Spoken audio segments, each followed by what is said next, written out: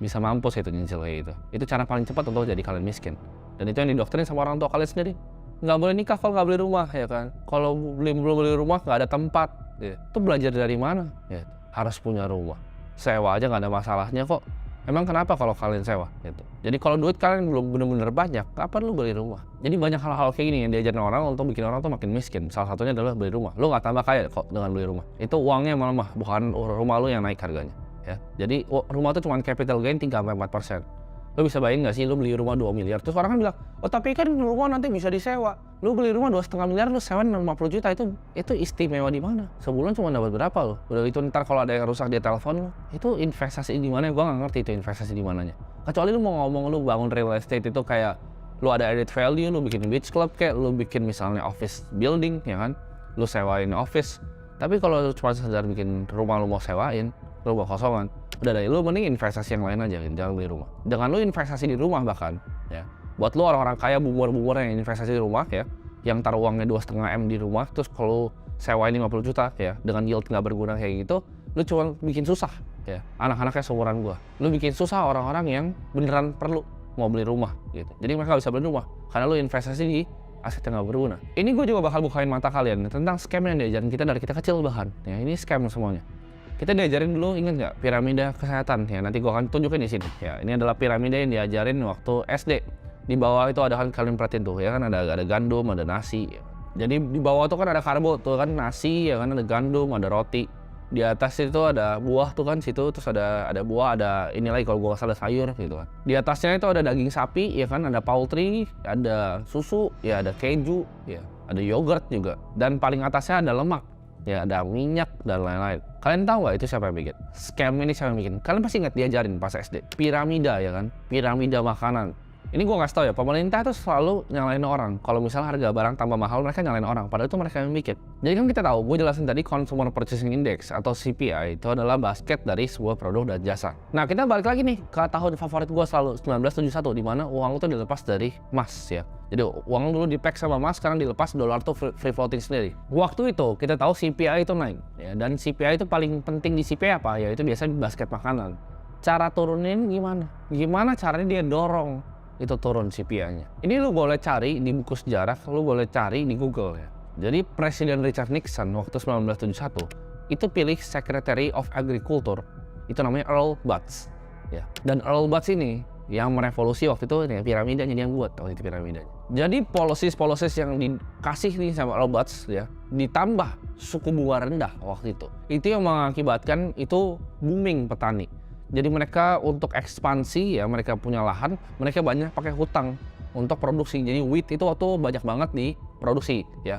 Bukan wheat ganja ya, WHEAT ya, wheat. Mereka itu para farmers pakai hutang gede-gedean untuk men-scaling operasi mereka. Jadi apa yang dilakukan adalah mereka bikin piramid itu untuk grains itu ditaruh di bawah. Jadi urutannya nggak pernah gitu, itu nggak pernah ada urutannya sebenarnya. Tapi mereka bikin ada urutannya ya, grains, wheat ya kan, roti. Itu mereka taruh sengaja di bawah. Karena waktu itu produksinya masif dan itu harus dikonsumsi. Kalau produksinya masif dan itu dikonsumsi, ada harganya turun. Dan berhasil ya. Si Earl Butz ini berhasil untuk turunin harganya itu yang di piramid bawah. Apa yang terjadi? Basket CPI itu turun akhirnya. Karena policy yang dibuat mereka digabung sama suku bunga rendah. Ini adalah kenapa orang yang didoktrin sama sistem edukasi itu nggak akan ngerti hal-hal ini. Ini udah diprogram di otak kita dari kita kecil, bahkan piramidnya, inflasi itu nggak masalah gitu. Inflasi itu perampokan, bangun. Kita mesti jadi pemikir independen buat mikir kenapa gaji gua nggak naik-naik ya. Ini gila banget, harga barang naiknya gila banget gitu. Kenapa ya inflasi itu dibilangnya cuma 5%? Padahal kita tahu harga rumah naiknya nggak segitu. Sistem keuangan dan moneter dunia ini itu rusak. Kita bayangin nggak sih, 2021 itu di print 40% US dollar yang beredar. 40%. Ya jadi faktor pertama yang gue bilang tadi, itu udah terjadi. Waktu itu orang bilang, oh nggak akan inflasi. Lu lihat sekarang kemarin CPI sampai 9,1. Itu no-brainer gitu. Dengan lu ngeprint uang sebanyak itu pasti ada dampaknya. Karena yang pertama gue bilang tadi, changes in money supply. Itu yang paling berdampak pada inflasi. Karena uang US dollar itu nggak ada backingannya, nggak ada emasnya di belakangnya. Itu cuman kertas ya. Fiat itu cuman kertas yang nggak berguna. Kalian bisa bayangin nggak sih kalau hidup di dunia ini sebagai orang miskin? Udah kalian tahu nih kertas ini nggak ada gunanya, cuman di print dari angin. Kalian nggak bisa punya bahkan kertas.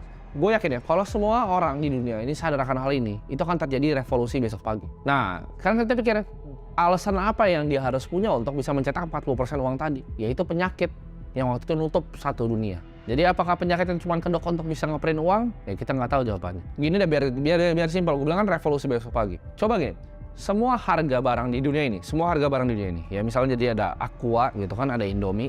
Aqua sekarang sama 10 tahun lalu itu ada harganya tuh. Jadi ditempel ada labelnya. Harga sekarang berapa, harga 10 tahun lalu berapa. Sama bakso, lu belanja bakso di Bangkoknya ada harga sekarang berapa, 10 tahun lalu berapa. Rumah juga sama, lu lihat ruko tuh harga sekarang berapa, 10 tahun berapa. Itu menurut tuh nggak ada yang mau Indonesia besok pagi. Demo itu rusuh semua. Mereka akan kaget. Anjrit, itu uangnya jauh banget gitu loh. 10 tahun lalu kok segini, sekarang segini. Uang gue nggak ada artinya dong kalau gue nabung. Jadi apakah pertanyaannya ya investasi di saham, di reksadana, ya. Saham beberapa bisa lah ngalahin inflasi. Reksadana, ya, apakah bisa ngalahin inflasi? Emas apakah bisa ngalahin inflasi? Deposito apakah bisa ngalahin inflasi? Surat hutang negara bahkan apakah bisa ngalahin inflasi? Jawabannya tidak. Inflasi real berapa? 5%? Yakin. Itu bahkan yang dikasih sama pemerintah, yang ditaruh itu 5%. Apakah kalian yakin real inflasi 5%? Gue sih enggak. Hitungan gue, ya, cost of capital di Indonesia itu 15% angkanya. Itu bukan 5%, itu 15%. Karena pendidikannya 15%. Ya, jadi gua struktur keuangan gua untuk menghadang inflasi 15% ini. Udah nggak bisa 2%. Lu mau diajarin sama orang reksadana, oh iya kan kita akan nabung segini, nanti kita pakai 4% rule dikali 25 kali dari gaji tahunan. Including aku juga ngajar kayak gitu waktu itu. Tapi itu adalah hal yang salah karena sekarang sistemnya udah berubah. Sistemnya udah nggak 2% inflasi lagi. Lu 4% rule gimana caranya? Ya, lu ngambil return 6-7%, ya 4% lu tarikin, itu miskin lu kalau tarik 4% sekarang. Karena inflasinya real inflasi cost of capital, ya itu adalah 15%, bukan 2% lagi. Nah jadi gamenya adalah gimana caranya kita bisa ngalahin hurdle rate itu, ya. Cara lu ngitung discounted cash flow sekarang udah berbeda, risk free rate-nya udah gak kayak zaman dulu. Kalau kalian lihat orang cuan di saham 10%, 15%, it's very good return. Susah banget untuk dapetin 10-15% di saham. Tapi apakah mereka tambah kaya? Enggak. Ya mereka tuh sama sebenarnya sama cost of capital. Kalian perhatiin ya, growth-nya saham 10-15% sama growth-nya M2 money supply. Itu sejajar. Jadi apakah mereka tambah kaya? Enggak. Orang ngeliat mereka tambah kaya karena orang-orang ini semuanya tambah miskin. Mereka nya mah stay, ya, dengan uangnya sama tubuhnya. Mereka nya stay sejajar. Lu pada nggak investasi ya makin miskin. Jadi investasi di saham itu nggak bikin kalian makin kaya. Itu bikin kalian sama dengan pace inflasi. Tapi yang lain semuanya makin miskin.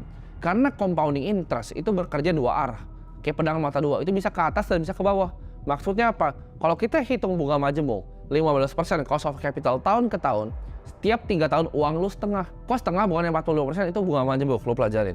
15% tahun ini nih, 15% tahun depan, dari 15%-nya, dari 15%